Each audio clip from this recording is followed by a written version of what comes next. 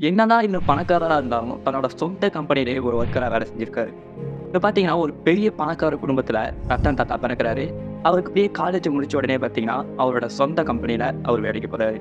என்னதான் அவர் சொந்த கம்பெனியில போனாலும், அவருக்கு எடுத்தோனே சிஇஓ சீட்லாம் குடுக்கல. ஒரு ஒர்க்கரா வேலைக்கு வைக்கிறாங்க.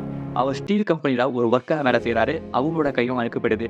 அப்படியே போக போக அங்க இருக்க எக்ஸிக்யூட்டிவ்ஸ்லாம் என்ன சொல்றாங்க அப்படின்னா, என்னது பணக்கார ஃபேமிலியில இருந்துட்டு ஒரு ஒர்க்கரா வேலை செஞ்சுட்டு இருக்காரு. அவர ஏளனப்படுத்துறாங்க.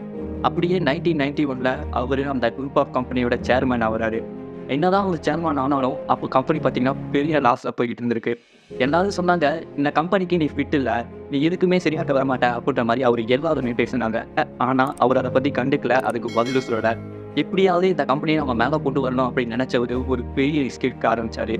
அதுதான் பார்த்தீங்கன்னா, டாடா டியோ, ஜாகுவார் அண்ட் ரேஞ்ச் ரோவர். இதில பார்த்தீங்கன்னா, ஒரு பெரிய ரிஸ்க் எடுத்தாரு. எல்லாரும் சொன்னாங்க, "நீ தாக்கு பிடிக்க மாட்ட. இந்த கம்பெனிய ஒழிச்சு கட்டிருவேன்னு." ஆனா, அப்படி சொன்னவங்கள, "நீ எப்படி இத பண்ண?" அப்படின்னு கேட்க வச்சவரு தான் பார்த்தீங்கன்னா, ரத்தன் டாட்டா.